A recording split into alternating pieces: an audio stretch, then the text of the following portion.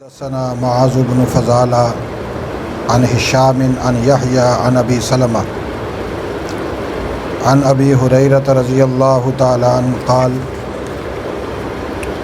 لأقربن صلاة النبي صلى الله عليه وسلم فكان أبو هريرة يقنط في الركعة الآخرة من صلاة الظهر وصلاة العشاء وصلاة الصبح بعدما يقول سمع الله لمن حمده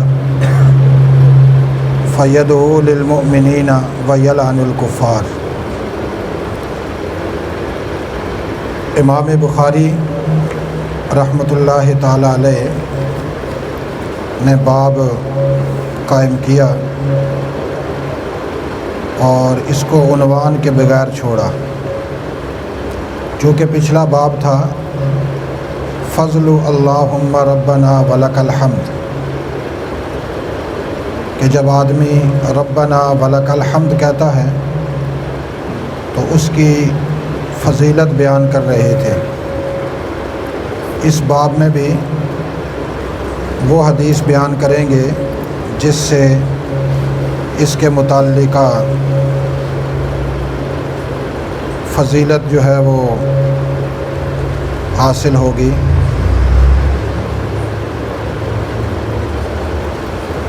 سیدنا ابو ہریرہ رضی اللہ تعالیٰ عنہ سے روایت ہے،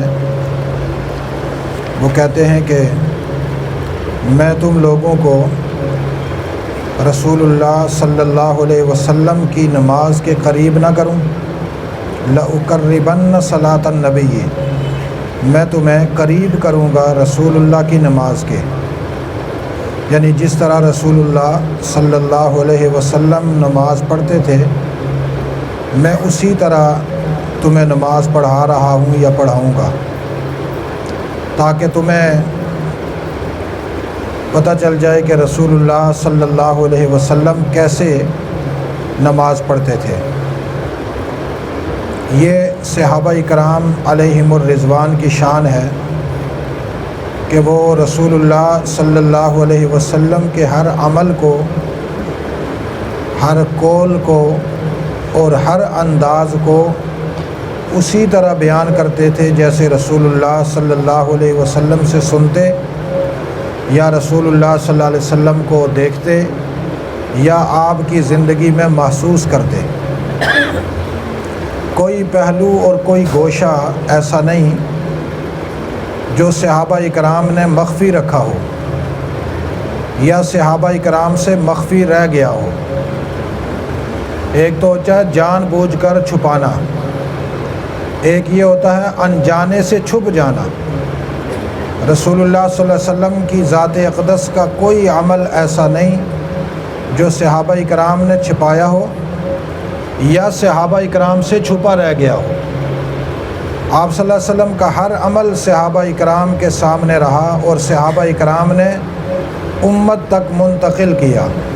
اسی لیے اہل علم کا اور اہل سنت والجماعت کا اس پر اتفاق ہے کہ صحابہ کرام علیہم الرضوان رسول اللہ صلی اللہ علیہ وسلم کی نبوت اور آپ کے دین کے عینی گواہ ہیں، شاہد ہیں، اور صحابہ کرام کی یہ گواہی دین کی صداقت ہے۔ یعنی صحابہ کرام جو گواہی دے رہے ہیں یہ دین کی صداقت ہے۔ دین کیوں سچا ہے؟ اسلام اس لیے سچا ہے کہ صحابہ کرام نے گواہی دی۔ اگر صحابہ کرام گواہی نہ دیتے تو دین کبھی بھی سچا نہ ہوتا۔ کوئی آدمی یہ کہے کہ صحابہ کرام تو سچے نہیں ہیں البتہ دین سچا ہے، تو یہ شخص جھوٹ بولتا ہے، اس لیے کہ اگر صحابہ کرام سچے نہیں تو دین کہاں سے سچا آیا؟ چونکہ رسول اللہ صلی اللہ علیہ وسلم سے دین لیا ہی صحابہ نے ہے اور امت کو دیا ہی صحابہ نے ہے، اور صحابہ کرام ہی اس کے قولی گواہ بھی ہیں اور عملی گواہ بھی ہیں۔ یہ چیز ذرا ذہن میں رکھیے گا۔ ایک ہے صحابہ کرام کا زبان سے قولاً گواہی دینا، ایک ہے عملی طور پر عملاً گواہ دینا۔ صحابہ کرام نے عمل کر کے بتلایا کہ رسول اللہ کا عمل ایسا تھا۔ صحابہ کرام قولی گواہ بھی ہیں، عملی گواہ بھی ہیں، لہٰذا جس طریقے سے صحابہ اکرام کا قول سچا ہے اسی طریقے سے صحابہ اکرام کا عمل بھی صحیح اور سچا ہے۔ اسی وجہ سے ہم بڑے مضبوط انداز میں یہ کہتے ہیں کہ صحابہ اکرام میں سے کسی صحابی کا کوئی بھی عمل کمزور نہیں ہے اور کسی بھی صحابی کا کوئی بھی عمل غلط نہیں ہے۔ کیوں؟ اس لیے کہ صحابہ اکرام عملاً دین کے گواہ ہیں۔ جب عملاً دین کے گواہ ہوئے اور آپ کا عمل کمزور ہو یا غلط ہو تو پھر دین کمزور ہو جائے گا اور دین غلط ہو جائے گا۔ اور یہ اہل سنت والجماعت کا بنیادی عقیدہ ہے کہ صحابہ اکرام میں سے ہر صحابی چھوٹا یا بڑا، قدیم صحابہ میں سے ہو یا بعد والوں میں سے، ہر ایک صحابی اس کی زبان بھی سچی ہے اور اس کا عمل بھی سچا ہے، اور یہی دین کی صداقت کی بڑی دلیل ہے۔ فقان ابو ہریرہ رضی اللہ تعالیٰ عنہ یقنط فی الرکعۃ الآخرہ من صلاۃ الظہر وصلاۃ العشاء وصلاۃ الصبح بعد ما یقول سمیع اللہ لمن حمدہ۔ ابو ہریرہ نے جب یہ کہا کہ میں تمہیں رسول اللہ کی نماز کے قریب کروں گا، نماز پڑھائی اور نماز میں ظہر کی نماز میں آخری رکعت میں اور عشاء کی آخری رکعت میں اور فجر کی آخری رکعت میں جب سمیع اللہ لمن حمدہ کہا اس کے بعد قنوت پڑھی۔ ظہر کی نماز میں آخری رکعت میں سمیع اللہ لمن حمدہ یہ کہنے کے بعد قنوت پڑھی، اور پھر عشاء کی نماز میں بھی آخری رکعت میں سمیع اللہ لمن حمدہ کے بعد قنوت پڑھی، اور فجر کی نماز میں بھی پڑھی۔ اس قنوت میں تھا کیا؟ فَيَدْعُو لِلْمُؤْمِنِينَ وَيَلْعَنُ الْكُفَّارَ، مومنین کے حق میں دعا تھی اور کفار پر لعنت تھی۔ مومنین کے حق میں دعا تھی اور کفار کے حق میں لعنت تھی۔ اب دیکھیے، نماز میں حضرت ابو ہریرہ نے قنوت پڑھی اور فرمایا کہ یہ رسول اللہ صلی اللہ علیہ وسلم کی نماز ہے، اور نماز میں مومنین کے حق میں دعا کی اور کفار پر لعنت کی۔ اس سے معلوم یہ ہوا کہ کفار پر لعنت کرنا یہ صحابہ اکرام کا عمل ہے اور رسول اللہ صلی اللہ علیہ وسلم کا عمل ہے۔ مومنین کے حق میں دعا کرنا نماز میں بھی اور نماز کے بعد بھی یہ رسول اللہ کا عمل ہے اور صحابہ اکرام کا عمل ہے۔ ہمارے دور کے مسلمان کہتے ہیں جی لعنت تو کسی پر کرنی ہی نہیں چاہیے۔ اگر لعنت کسی پر نہیں کرنی چاہیے تو حضرت ابو ہریرہ نے نماز میں قنوت نازلہ پڑھتے ہوئے لعنت کیوں کی کفار پر؟ اصل بات یہ ہے کہ جو دین ہمیں انگریز نے دیا اس نے یہ بتایا کہ کبھی بھی تم ہمارے خلاف لعنت نہ کرنا۔ جب تم لعنت کرو گے تو ہمیں بہت بری مخلوق سمجھو گے، پھر تمہارے دل میں ہماری نفرت پیدا ہوگی، ہم سے دور ہو جاؤ گے، اور ہمارے حق میں جب تم شریف ہو جاؤ گے، ہمارے خلاف لعنت نہیں کرو گے، بد دعا نہیں کرو گے، نتیجہ یہ ہوگا کہ تمہارے دلوں میں ہماری محبت پیدا ہوگی۔ جب ہماری محبت پیدا ہوگی تو پھر ہماری تہذیب تمدن کو اختیار کرو گے، محمد الرسول اللہ کا طریقہ چھوڑ دو گے۔ یہاں پر ایک بنیادی اصول یاد رکھ لیں، جب تک مسلمان کفار سے انتہا درجے کی نفرت نہ کرے اس وقت تک مسلمان کو رسول اللہ کی سنت کے اپنانے کا جذبہ نہیں پیدا ہوتا۔ رسول اللہ صلی اللہ علیہ وسلم کی سنت کو اپنانے کا جذبہ تبھی پیدا ہوگا جب کفار کے ہر عمل سے نفرت کا اظہار کرے گا، ان کو برا سمجھے گا، ان پر لعنت کرے گا۔ ورنہ اگر کفار بھی اچھے، مسلمان بھی اچھے اور ان کے بارے میں نرم رویہ ہوگا تو پھر آدمی کہے گا دیکھیں جی وہ بھی تو آخر ہمارے بھائی ہیں، انسان تو ہے نا، تو ہم ان سے کیوں نفرت کا اظہار کریں؟ جب نفرت نہیں کریں گے تو محبت کریں گے، محبت کریں گے تو ان کا کردار ہم میں آئے گا اور رسول اللہ کا کردار ہم سے چھوٹ جائے گا۔ اسی وجہ سے آج مسلمان یہود و نصارہ کے اور دیگر باطل مذاہب کے کردار و عمل کو اپناتے ہوئے فخر محسوس کرتے ہیں اور رسول اللہ صلی اللہ علیہ وسلم کی سنت کو اپناتے ہوئے توہین محسوس کرتے ہیں۔ میں اکثر لوگوں سے پوچھا کرتا ہوں اچھا مجھے یہ بتاؤ کہ دین کا کوئی مسئلہ آپ سنتے ہیں اس پر عمل کیوں نہیں کرتے؟ سنت کے حوالے سے آپ سنتے ہیں، اس پر عمل کیوں نہیں کرتے؟ وہ کون سی چیز ہے جو عمل نہیں کرنے دیتی؟ تو جو بہت ہی چلاک ہوتا ہے وہ آگے سے کھیخیں کھول کر مسکرا کر چلا جاتا ہے، اور جو ڈھیٹ قسم کا ہوتا ہے وہ کہتا ہے دیکھیں جی اصل میں ہم تو کمزور ہیں نا، ہم صحابہ والے مسلمان تو نہیں ہیں نا، ہم تو کمزور لوگ ہیں، کمزوری بہرحال۔ حالانکہ یہ کمزوری نہیں، یہ ہمارے دل میں کفر چھپا ہوا ہے، جو کفر کی محبت کی صورت میں ہے، اور ہم کفریہ قوموں کے طریقے کو اپناتے ہوئے شرم نہیں محسوس کرتے، اور رسول اللہ صلی اللہ علیہ وسلم کے طریقے کو یا صحابہ کرام کے طریقے کو اپناتے ہوئے شرم و عار محسوس کرتے ہیں۔ یہ بات بڑی قابل غور ہے اور سوچنے کی ہے۔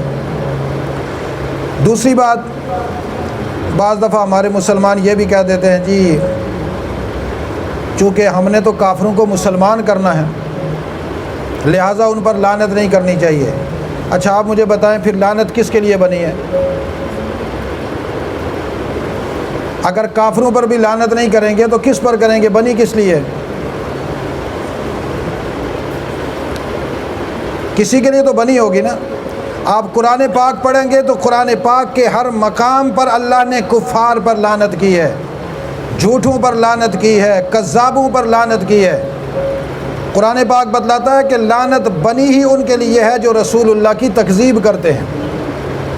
اسی لیے حضرت رسول اللہ صلی اللہ علیہ وسلم نے نماز میں، اور حضرت ابو ہریرہ نے پھر وہ عمل نقل کر کے بتلایا کہ نماز کی آخری رکعت میں مومنین کے حق میں قنوت پڑھتے ہوئے دعا کی جائے اور کفار کے خلاف لعنت کی جائے اور ان کی تباہی کی دعا کی جائے۔ اب یہ مسئلہ اب اپنی جگہ پر آ گیا، اور اس بات کو اپنے ذہن میں بٹھا لیں، کفار کے بارے میں کبھی بھی نرم رویہ نہیں رکھنا۔ جو لوگ کفار کے بارے میں نرم رویہ رکھیں گے وہ قیامت والے دن کفار ہی کی صفوں میں اٹھائے جائیں گے۔ دوسری بات، قنوت ہے کیا؟ نماز میں اسلام دشمن طبقات کے خلاف قنوت نازلہ پڑھی جاتی ہے۔ رسول اللہ صلی اللہ علیہ وسلم نے خود بھی پڑھی تھی اور پھر صحابہ اکرام کو بھی بتلایا۔ یہ کفار کے مقابلے میں بد دعا ہے۔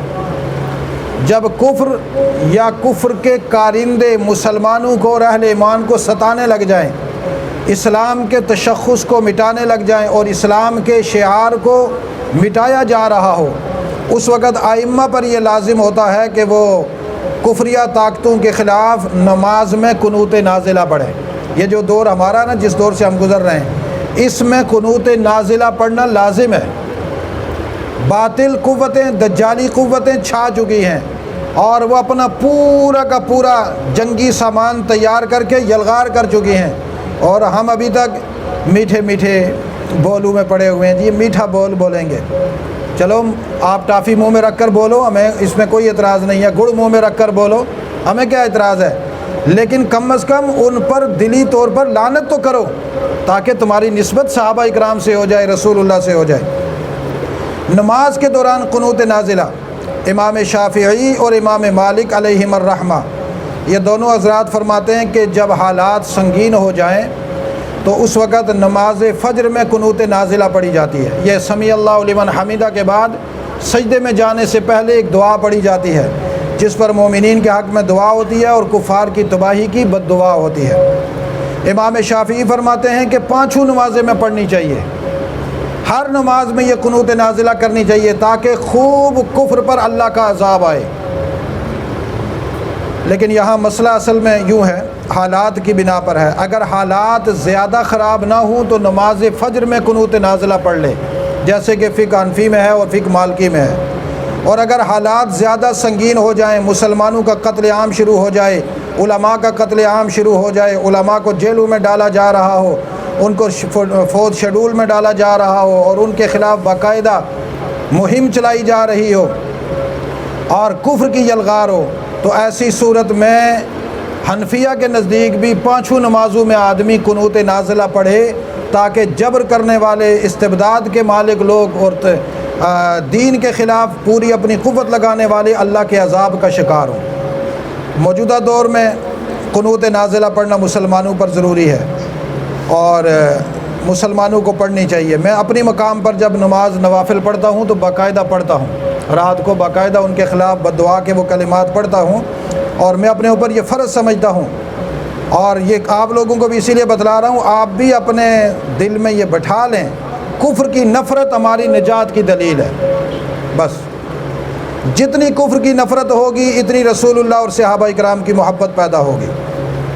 حدثنا عبداللہ ابن ابی الاسود قال حدثنا اسماعیل عن الخالد الحذاء عن ابی قلابہ عن انس رضی اللہ عنہ قال کان القنوت فی الفجر والمغرب۔ حدثنا عبداللہ ابن مسلم عن مالک عن نعیم ابن عبداللہ المجمری عن علی ابن یحییٰ بن خلاد الزرقی عن ابیہ عن رفاع بن رافع الزرقی قال کنا یوما نصلی وراء النبی صلی اللہ علیہ وسلم۔ حضرت رفاع بن رافع الزرقی کہتے ہیں کہ ایک دن ہم نے رسول اللہ صلی اللہ علیہ وسلم کے پیچھے نماز پڑھی، اور فلما رفع رأسہ من الرکعۃ، جب حضور نے رکعت سے سر اٹھایا، قال سمع اللہ لمن حمدہ، اور حضور نے فرمایا سمع اللہ لمن حمدہ۔ قال رجل وراءہ، حضور کے پیچھے ایک آدمی کھڑا تھا، اس نے کہا ربنا ولک الحمد حمدا کثیرا طیبا مبارکا فیہ۔ اب یہ جو رجل سے مراد یہی حضرت رفاع بن رافع ہیں۔ انہوں نے اپنے آپ کو مجہول کر کے کہا کہ ایک آدمی نے فرمایا کہ ربنا ولک الحمد حمدا کثیرا طیبا مبارکا فیہ، یہ جملہ اضافی کیا۔ فلما انصرف، جب رسول اللہ نماز سے فارغ ہوئے، قال، حضور نے فرمایا من المتکلم، یہ کلام کس نے کہا؟ قال انا، تو حضرت رفاع نے فرمایا یا رسول اللہ یہ جملے میں نے کہے۔ قال، حضور نے فرمایا رأیت بضعۃ وثلاثین ملکا، 30 سے زیادہ فرشتوں کو میں نے دیکھا، یبتدرونہا ایہم یکتبوہا اول، 30 سے زیادہ صحابہ وہ ملائکہ آگے بڑھ رہے تھے ایک دوسرے سے کہ کون ہے جو سب سے پہلے اس کلمے کا ثواب لکھے گا۔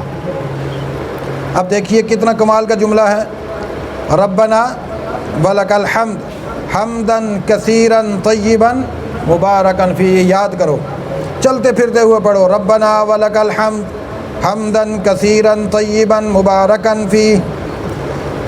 یہ جملہ جب نماز میں ایک صحابی نے پڑھا، حضور نے فرمایا 30 سے زیادہ ملائکہ بھاگے کہ کون ہے جو سب سے پہلے اس جملے کو اس بندے کے حق میں لکھے گا اور اس کے ثواب کو لکھے گا۔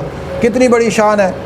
اب چلتے ہوئے جب آدمی یہ پڑھے گا تو یہ قیامت تک فرشتوں کی بڑی جماعت جو 30 سے زیادہ ہوگی، وہ قیامت تک سبقت کرتے رہیں گے کہ اس کے اس جملے کو اس ذکر کا لکھو۔ چلتے پھرتے ہوئے جو ہم چل پھر رہے ہوتے ہیں، یہی جملہ ہماری زبان پر ہو تو ہمیں ثواب ملے گا یا نہیں ملے گا؟ اس لیے یہ بڑی آسان باتیں ہیں ثواب حاصل کرنے کی۔ اس کی وجہ یہ ہے کہ ربنا، اے ہمارے پالنے والے، ولک الحمد، کارسازی کی ساری صفات تیری ہیں۔ یہ شرک کی نفی ہے۔ اللہ کے مقابلے میں جتنے لوگوں نے کارساز بنا رکھے ہیں، حاجت روا بنا رکھے ہیں، مشکل کشا بنا رکھے ہیں، داتا بنا رکھے ہیں، غوث اعظم بنا رکھے ہیں، دستگیر بنا رکھے ہیں، ان سارے دستگیروں کی نفی ہے، اور کہا جاتا ربنا ولک الحمد، پالنے والا بھی تو ہے اور کل کائنات میں تخلیقی صفات اور کارسازی کی صفات ہے، اللہ تیرے ساتھ خاص ہے، تیرے علاوہ کوئی بھی نہیں۔ اور پھر وہ حمد بھی حمدن کثیرن، کثیر بے انتہا، طیباً پاکیزہ، مبارکاً برکت والی۔ جب انسان یہ جملے کہتا ہے تو ملائکہ لکھتے جائیں گے۔ قیامت والے دن یہ بندہ ابھی سامنے آئے گا ہی تو فرشتوں کے جرمٹ، دفتر کے دفتر، کتابوں کی کتابیں، رجسٹر آ جائیں گے، اتنا بڑا ثواب لکھا ہوا ہے۔ اللہ فرمائیں گے اب اس کے گناہوں کو میں نے کیا دیکھنا ہے، یہ چلتے پھرتے ہوئے گلی میں، بازار میں، گاڑی میں، گھر میں، دن میں، رات میں یہ میری حمد کرتا تھا، لہٰذا اس بندے کو کہو تیرا حساب کتاب نہیں لوں گا، سیدھا جنت میں چلا جا۔ اور انشاءاللہ ایسا آدمی جو کثرت کے ساتھ یہ جملہ کرے گا، پڑھے گا، اللہ تعالیٰ اس کو بغیر حساب کتاب کے جنت میں لے جائیں گے۔